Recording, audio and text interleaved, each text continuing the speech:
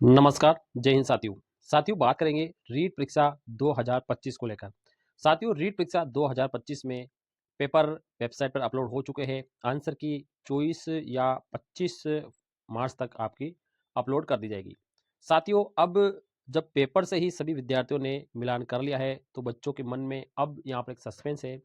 साथियों यहाँ पे अगर हम बात करूंगा तो जनरल कैटेगरी के लिए 90 का स्कोर जरूरी है और अदर कैटेगरी जो भी है जैसे ओबीसी है, ठीक है, ओबीसी है, एससी है, एसटी है या ईडब्ल्यूएस है, ठीक है, इन सभी के लिए यहाँ पे 82 का स्कोर जरूरी है। साथियों अब पेपर से मिलान करने के बाद जब पेपर अपलोड हो चुका है सभी ने आंसर की बता दी, तो पेपर से मिलान करने के बाद जनरल कैटेगरी का कोई भी बंदा है अगर 90 से ऊपर ला रहा है तो वो पात्र होगा, या 90 से कम ला रहा है तो वो अपात्र होगा। तो जो इनके आसपास में चल रहा है नियरेस्ट जो भी छात्र है, या तो 82 से ऊपर जैसे 2-3 अंक ऊपर है या 2-3 अंक नीचे है, तो उनका क्या है, उनको एक डर सता रहा है कि नॉर्मलाइजेशन होगा तो कितने अंक हमारे घट जाएंगे। अगर नॉर्मलाइजेशन अगर होता है तो हमारे कितने अंक घट सकते हैं, क्या 90 से ऊपर वाला नीचे आ सकता है या 90 से नीचे वाला ऊपर आ सकता है, ठीक है। साथ ही अगर ये अदर कैटेगरी में क्या 82 से ऊपर वाला नीचे आ सकता है या 82 से नीचे वाला ऊपर आ सकता है, तो इसके आसपास वाले जो बच्चे हैं उनको ज्यादा यहाँ पे डर सता रहा है। तो मैं आपको बताऊंगा साथियों कि जो नॉर्मलाइजेशन होगा, ठीक है, तो उस नॉर्मलाइजेशन में क्या होगा, ठीक है, उसमें क्या होगा साथियों, यहाँ पर लगभग 2 या 3 अंकों का ही फेरबदल होगा, ज़्यादा से ज़्यादा, क्योंकि यहाँ पर 2 शिफ्ट हुई थी। एक साथियों एक जो शिफ्ट है 27 फरवरी को हुई थी और एक शिफ्ट आपके 28 फरवरी को हुई थी, ठीक है। तो यहाँ पर 27 फरवरी को जो लेवल 2 की शिफ्ट हुई थी और 28 फरवरी को भी यहाँ पे लेवल 2 की शिफ्ट हुई थी। तो यहाँ पे इन 2 शिफ्टों का यहाँ पर थोड़ा-सा नॉर्मलाइजेशन का क्राइटेरिया देखा जा रहा है। अब यहाँ पर कई सारे जो चैनल वाले हैं वो कह रहे हैं कि यहाँ पर 7 से 8 अंकों का नॉर्मलाइजेशन होगा। तो इतने का नहीं होगा साथियों, ठीक है। यहाँ पर नॉर्मलाइजेशन है ना 2 या 3 अंकों का ज़्यादा से ज़्यादा हो सकता है, बल्कि इससे कम ही होगा। क्यों? क्योंकि केवल 2 ही शिफ्ट में पेपर हुआ है। जब आपके 4-5 शिफ्टों में या 6-7 शिफ्टों में अगर पेपर होता है, वहाँ नॉर्मलाइजेशन ज़्यादा होने की संभावना रहती है। तो यहाँ तो केवल 2 शिफ्टों में ही पेपर हुआ है, तो 2 पेपर का ही यहाँ पे नॉर्मलाइजेशन देखा जाएगा। अब यहाँ पे नॉर्मलाइजेशन देखा जाता है तो ये हम कहते हैं कि एक पेपर सबसे हमारा कठिन था। तो पेपर कठिन होने से नॉर्मलाइजेशन नहीं होता साथियों।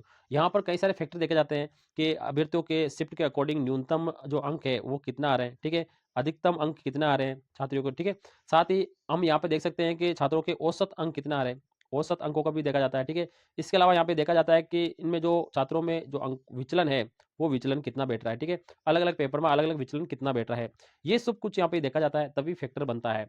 अब यहाँ पर साथियों नॉर्मलाइजेशन की बात करते हैं तो यहाँ पर साथियों मैं बता रहा हूँ आपको 2 या 3 अंकों से ज़्यादा नॉर्मलाइजेशन नहीं होने वाला, ठीक है? इतने ज़्यादा अंकों का यहाँ पे नॉर्मलाइजेशन बिल्कुल संभावना नगण्य है, ठीक है?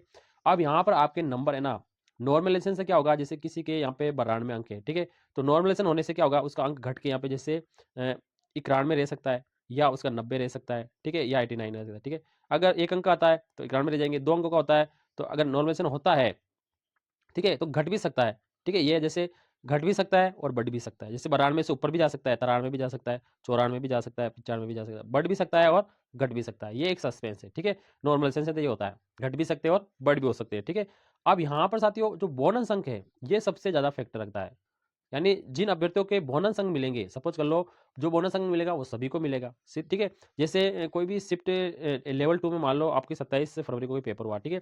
उसमें जैसे आपका 5वां पर्सन गलत है, पर्सन नंबर 5 गलत है और 6 भी आपका क्या है, गलत है, ठीक है। अब आपने क्या कर दिया, गलत है, गलत है, अगर आपको बोनस मिले तो आपके ये 2 अंक क्या होंगे, सीधे से जुड़ जाएंगे, ठीक है। अब यहाँ पर होता क्या है, जैसे ये भी आपका सही है और ये भी आपका सही है, ठीक है, और आपने जोड़ लिया, जोड़ने के बाद आपके क्या बन रहे हैं, 90 बन रहे हैं। इन दोनों को सही मान के जोड़ने पे क्या 90 बन रहे हैं। अब बोर्ड ने इन दोनों को क्या कर दिया, डिलीट कर दिया। अब डिलीट कर दिया तो ये 2 अंक है ना, जो आपके जोड़ रखे हैं, ये भी आपको वो 2 ही मिलने वाले, तो 90 रहेंगे। क्योंकि आपने पहले से डिलीट वाले को अगर आपने सही मान रखा है, तो उसके 1 नंबर सही मान रखा है, तो 1 नंबर 2 नंबर पहले से जुड़े हुए हैं। अब इसके बाद अगर डिलीट हो जाता है, अगर आपको बोनस मिलता है, तो आपके नंबर नहीं बढ़ेंगे, वो 2 नंबर आपने पहले से जोड़ रखे हैं, तो आपके 2 क्या करवा जाएंगे, 90 के 90 ही आपके रह जाएँगे। सपोज़ कर लो यहाँ पर आपके कोई पर्सन जैसे 6 नंबर पर्सन है, ठीक है? आपने उसको क्या कर दिया, गलत मान रखा है। गलत मान के आपने स्कोर में उसको काउंट नहीं किया, ठीक है? स्कोर में उसे काउंट नहीं किया, ठीक है? ये गलत है। ये पर्सन 6 नंबर क्या है, गलत है और आपने स्कोर में काउंट नहीं कर रखा है। अब बोर्ड ने इसे क्या कर दिया, डिलीट कर दिया। बोर्ड ने इसे क्या कर दिया, डिलीट कर दिया, ठीक है? डिलीट करके आपको क्या कर दिया, बोनस दे दिया। तब आपके 1 नंबर क्या हो जाएगा, ऐड हो जाएगा, ठीक है? ये ध्यान रखना है। अगर आपने गलत करा, जैसे मैंने 7वां पर्सन, 8वां पर्सन और 9वां पर्सन, ये तीनों पर्सन मेरे गलत हैं। तीनों पर्सन क्या है, मेरे गलत है। लेकिन बोर्ड ने इन तीनों पर्सनों को क्या कर दिया, डिलीट कर दिया। क्या कर दिया, डिलीट कर दिया, ठीक है, डिलीट कर दिया तो आपके ये 3 नंबर क्या होंगे, बोनस के रूप में छूट जाएंगे, तब आप स्कोर आगे जा सकते हैं, ठीक है।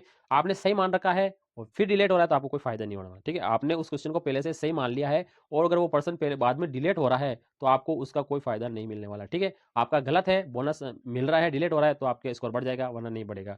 तो नॉर्मलाइजेशन की प्रक्रिया को देखते हैं तो नॉर्मलाइजेशन में साथियों ज़्यादा स्कोर नहीं बढ़ने वाला, 1 या 2 नंबर का, ज़्यादा से ज़्यादा 1-2 नंबर का आगे बढ़ेगा। तो जो 90 के आसपास है उनको ज़्यादा खतरा है, जो 82 के आसपास है उनको ज़्यादा खतरा है। तो बहुत ज़्यादा आगे है या बहुत ज़्यादा कम है उनको तो कोई खतरा ही नहीं, क्योंकि उनके बहुत ज़्यादा वाला इतना कम हो भी नहीं सकता है। जिसके सबसे ज़्यादा कम है, जिसके बहुत अधिक अंक है, ठीक है, यानी 100 से भी ऊपर अंक है तो वो तो नीचे आ ही नहीं सकता है। जिसके यहाँ पे 60-70 अंक की है तो वो 90 तक भी नहीं पहुंच सकता है, ठीक है। तो ये वाले तो छोड़ दो। अब जो आसपास है, नियरेस्ट है, इनके ज़्यादा चिंता सता रही है कि क्या नॉर्मलाइजेशन होने से मेरे अंक घट सकते हैं या मुझे बोनस अंक मिलने से जो मेरे राइट मान रखे उसमें बोनस मिलेगा या जो मैंने गलत कर रखा है उसमें बोनस मिलेगा। तो ये एक सस्पेंस इन 2 विद्यार्थियों के साथ ही है। साथियों अब यहाँ पर आपकी जो 25 मार्च को जो आंसर की आने वाली है उसी से फाइनल होगा कि आपका क्या स्कोर यहाँ पर रहने वाला है। 25 मार्च को आपका फाइनल होगा कि आपको कितने अंकों का तो बोनस मिल रहा है, कितने पर्सनों पे आपको बोनस मिल रहा है, ठीक है, और कितने पर्सनों का आपका नॉर्मलाइजेशन हो रहा है, ठीक है। अब यहाँ पे बात करते हैं साथियों के रिजल्ट की कि आपका जो रिजल्ट है, आपका जो रिजल्ट है साथियों वो कब तक आने की संभावना है, ठीक है। तो रिजल्ट जहां तक संभावना है साथियों, अप्रैल के लास्ट में आने की पूरी पूरी संभावना है। अप्रैल के लास्ट में या जो मई है उसके फर्स्ट में आपका रिजल्ट जारी हो जाएगा। रीट का रिजल्ट जारी होने में ज़्यादा समय नहीं लगने वाला साथियों, जल्द ही इसका रिजल्ट जारी कर दिया जाएगा। आप अप्रैल के फर्स्ट में या मई के लास्ट में आप देख सकते हैं आपका रिजल्ट आपको मिलने वाला है। अब यहाँ पर साथियों मैं रिजल्ट आने के बाद आपको बताना चाहूँगा आपको, अगर आप जनरल कैटेगरी से है, अगर जनरल कैटेगरी से है तो आपको 90 अंक लाना बहुत ज़रूरी है, तभी आप पात्र होंगे, ठीक है। इसके अलावा साथियों अगर आप ओबीसी कैटेगरी से हैं, अगर आप एससी कैटेगरी से हैं या आप एसटी कैटेगरी से हैं या आप ईडब्ल्यूएस कैटेगरी से हैं तो आपको 82 अंक लाना ज़रूरी है, ठीक है। और या अगर आप साथियों भूतपूर्व सैनिक है या विधवा परित्यक्ता महिलाओं में से हैं तो आपको यहाँ पर साथियों 75 अंक लाना ज़रूरी है, 75 अंक लाना ज़रूरी है, ठीक है। अगर आप अदर कैटेगरी जैसे आप फिजिकल कैंडिडेट है तो आपको यहाँ पे केवल 65 अंक लाना है। अगर आप सेज या जाति के हैं तो आपको 36% अंक ही लाना है। तो साथ ही यहाँ पे जो नज़दीक है, नियरेस्ट इस अंकों के नियरेस्ट है, उनको यहाँ पे थोड़ा डर सता रहा है साथियों कि वो पास होंगे या नहीं होंगे। तो मैं आशा करता हूँ साथियों आप सारे पास होंगे, आपको बोनस अंक मिलने वाला है और आपका नॉमिनेशन भी बहुत से कम होने वाला, क्योंकि यहाँ पे 2 ही शिफ्टों में पेपर था। अब यहाँ पे बात करते हैं एल वन का। एल वन का तो केवल 1 शिफ्ट में ही पेपर हुआ था साथियों, एक शिफ्ट में पेपर हुआ था तो इनका कोई नॉर्मलाइजेशन यहाँ पे नहीं होने वाला है। फर्स्ट L1 का कोई नॉर्मलाइजेशन होगा, केवल L2 का 27 और 28 फरवरी को जो 2 पेपर हुए हैं उसी का नॉर्मलाइजेशन होने वाला है और उसी का ही आपका अंक बढ़ने वाला है। बोनस भी उसी 25 तारीख को आपको क्लियर हो जाएगा। बोनस का क्लियर आपको 25 तारीख को हो जाएगा साथियों। बोनस का आपको क्लियर हो जाएगा 25 मार्च को, ठीक है। बोनस का आपको 25 मार्च को क्लियरिटी हो जाएगा, लेकिन आपका नॉर्मलाइजेशन है वो तो आपका रिजल्ट आने पर ही आपको पता चलेगा। बिना रिजल्ट के आपके यहाँ पे नॉर्मलाइजेशन का आपको पता नहीं चलेगा साथियों। यहाँ पर कौन सी शिफ्ट हार्ड है कौन सी आप है, ठीक है साथियों। यहाँ पर RSSB जो बोर्ड है साथियों, इन्होंने नॉर्मलाइजेशन का एक फॉर्मूला बना रखा है, उसमें सब कुछ देखा जाता है तभी नॉर्मलाइजेशन होता है, ऐसे नॉर्मलाइजेशन नहीं होता साथियों। तो आप आशा करिए आपका नॉर्मलाइजेशन हो तो आपके अंक घटे नहीं, अंक आपका घटना नहीं चाहिए, ये आपका साथ फैक्टर होना चाहिए कि नॉर्मलाइजेशन में आपका अंक नहीं घटना चाहिए। भले आप या तो वैसे के वैसे रह जाए या बढ़ जाए, लेकिन घटना नहीं चाहिए। घटने से क्या होता है, नुकसान होता है साथियों, ये आपका घटना नहीं चाहिए। मैं आशा करूंगा आपके अंक नहीं घटेंगे साथियों। और यहाँ पर आप देख सकते हैं शिफ्ट 2 कठिन थी साथियों, कौन सी शिफ्ट 2 कठिन थी, इसमें बोनस अंक आपको मिल सकता है, 5 या 6% में बदलाव हो सकता है। वीडियो चला के थैंक यू, धन्यवाद।